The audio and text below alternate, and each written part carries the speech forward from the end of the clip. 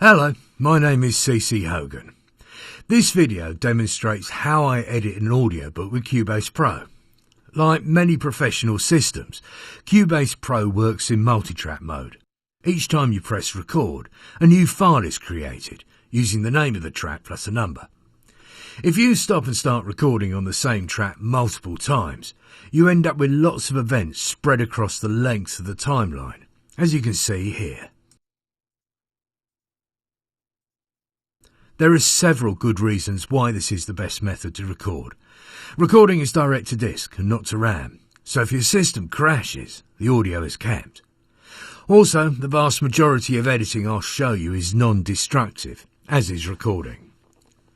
If you're using punch and roll as your recording method, which I strongly advise, where you punch in to record, you overlay on the previous recording, but you do not erase it. It is still there, layered underneath, so you can rescue all or part of that recording if you want to. Punch and roll is simple on this kind of system, either by programming in and out points, or by punching in manually, my preferred method because it's a hell of a lot faster. However, this video concentrates on editing. I will show you how to edit manually, which is very simple, and then how I speed up the process using macros triggered by key commands. Towards the end of the video, I will just shut up and edit a section so you can see how fast editing like this can be once you get your fingers up to speed. Right, let's get going. They don't even have a word for nation in their language. But you call Frenero. Right, this is from my book Dirt, which is a fantasy I wrote a couple of years ago, and I'm in the process of doing the audiobook version. As you can see from the track name, this is chapter 7, and when you look at each event, each one of them has the name plus a number up to the right hand side. And so I've done 211 recordings just on this chapter alone. Right, let's wind back and have a look at a problem. The first thing we heard was a large breath. They don't even have a word for... I want a breath there. This is a character speaking in a slightly dodgy Scottish accent, but I don't want the breath so loud. So on Cubase, which is non-destructive, the way we do this is we split this out into its own event. We use the range tool to do this. We just highlight the area and then press Shift X and that splits it. And there you can see it. Now to lower it, all I do is grab the handle at the top and reduce the level. Country. They don't even have... Wind back, play back, and it's fine.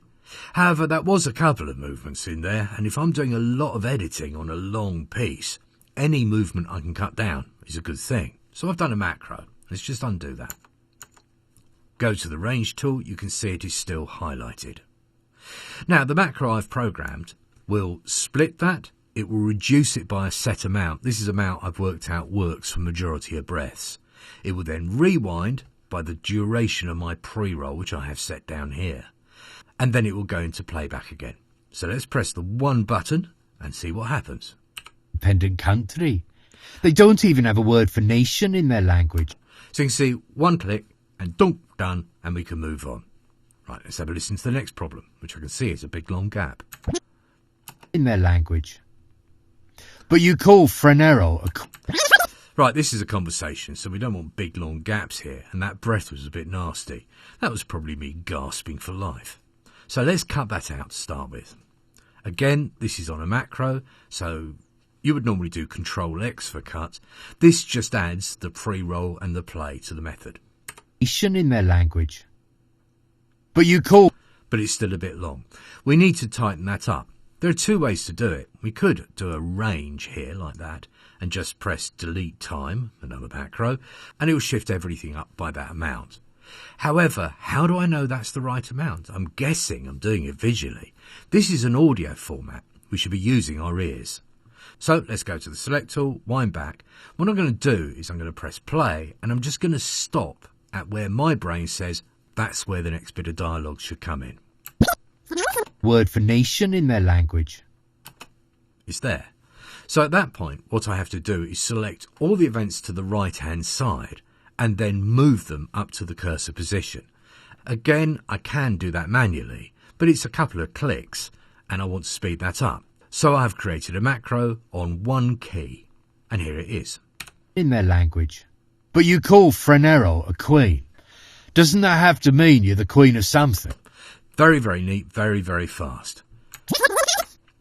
This is also where I've done a drop-in. As you can see, there are two events. That's where I was, and that's where I was going to. But the drop-in wasn't very, very neat. Sometimes when I drop in, because I don't have an engineer, I'm my own engineer, me actually dropping in and me starting to speak can have a little bit of a delay to it and need tightening up. The best way of judging where it should be tightened to is to look at what I did in the original recording. Remember, this is non-destructive, so it's still there. Let's expose it by grabbing the gap between the two events and moving to the right. As you can see, that is where my old recording was, and that is where my new recording is. So let's go to the range tool and just mark out the area. There to there. Press delete time, it will cut that, rewind and play back. Errol, a queen. Doesn't that have to mean you're the queen of something? It has a different... That was just me leaving a slightly long and a breath that doesn't need to be there. Let's just remove it. Queen of something. It has a different twist. When dragons pair, they don't call it marriage. The Brennan friend... Again, I've taken slightly too much time when I've punched in. So let's do the same trick. Grab it, move it across, find out where it originally came in, which was there. Mark it up. Press my macro. Call it marriage. The Brennan friend... Much nicer. That breath is a little bit loud though, so let's sort that out. They don't call it marriage. The Brennan friend they adopt loosely translate into our language of Adelan as king and queen. But the meaning... Nice breath, too loud. As king and queen. But the meaning is more like husband and wife. A dragon's name. I'm just going to take that breath out. There's no particular reason. I just don't want Weasel to be breathing quite that much. That's the name of the character. Husband and wife. A dragon's name carries a lot more power than a title. Now, it's a very, very slight pop here. I was hoping for a slightly bigger one, but this is all we got. Carries a lot more power than a... I could actually live with that. I've got on the system RX6 Standard by Isotope, which is a repair utility. It comes with plugins which work with Cubase. I can use those destructively to repair things like plosives, mouse clicks, all kinds of things. So let's fire up the plugin. I go to Audio, Plugins, and RX6 Deplosive, which will open up here. I've got this set in a way that works for most problems, so I'll just process it and see what happens. Carries a lot more power than a title. Well, it didn't remove a hell of a lot, but there wasn't a hell of a lot there to start with anyway. However, that was a little bit slow, so I've done this as a macro. Once I highlight the area, I can press one key, it'll open the plugin. I do my repair, press process, and it will process, rewind and play. Press process, and off it goes. Carries a lot more power than a title. Much quicker, much faster. If it'd been a bigger pop, it would have been more dramatic. Brennan Erin. Going to take that breath out purely because it's ugly, to be honest. More power than a title. And shorten the gap slightly. The title. Brennan Erin, Frenero's pairing, was highly respected throughout Dragondom. And both he... Good breath, but it's too loud and it's a little long. So let's sort out both those problems. To start with, let's just lower it. About Dragondom.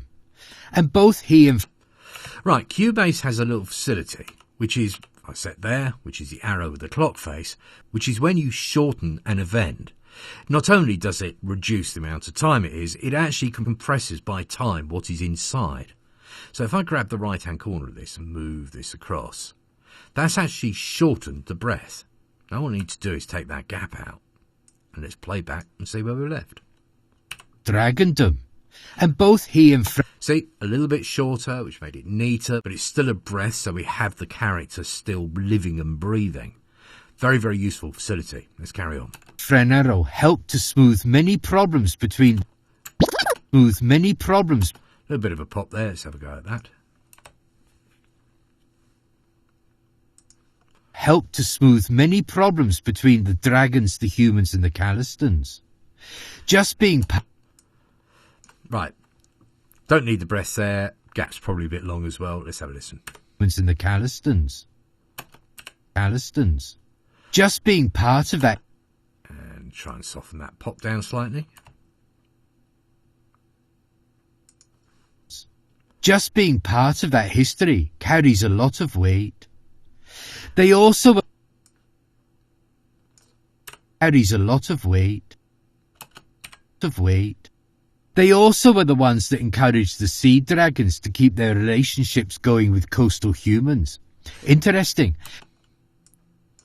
With coastal humans. Interesting, considering that Brennan Erin was a red mountain dragon. Right, I'm going to stop there. As you can see, I'm not doing vast amounts of editing here. Sometimes I do an awful lot more. But it is very fast, very, very clean and neat and non-destructive for the most part. That makes it a very powerful tool and very, very fast. Once I've finished, I would just export the entire track through my processing, which is all set up for both ACX specifications and for YouTube specifications if I want to export for that instead. Right, there it was. I'm just now going to edit a piece in silence. This is a slightly more exciting section. Farthing tried for this weather. Farthing tried to wake the magician again, and the goat joined in with some random bleats. But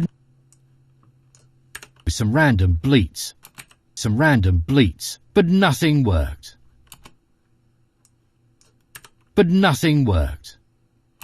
The young man thought through his choices. He could wait out the storm up here, or he could try to carry the magician down. Up here would carry the magician down. Up here was flat, but there was no shelter, and the storm looked dangerous. The path looked dangerous. The path was much more sheltered, but it was narrow, and the fall would kill them.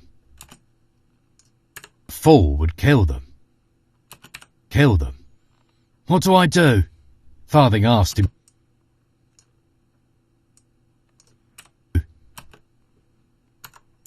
What do I do? Farthing asked himself and the goat. The small goat bleated once, looked towards the clouds, and scampered to the path and disappeared. Farthing sighed and disappeared. Farthing sighed. That answers that then, Mr. Goat. If you're not prepared to stay up here, then this is no place for us either.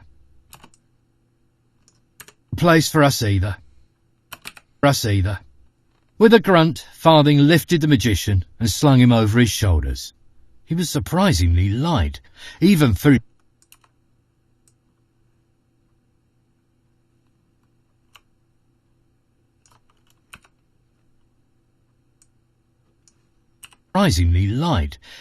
his thin frame, and Farthing wondered how well the man had been eating over the last however many years. There you go, that'll do. That's how to edit on Cubase. Very, very simple, very, very straightforward. Lots of key commands. Use them. Whatever system you're doing, use key commands. They will speed you up amazingly. And if you can program macros, all the better. Have lots of fun, and I'm back to some serious editing. If you want to find out more about me, go to my site, cchogan.com. Bye-bye.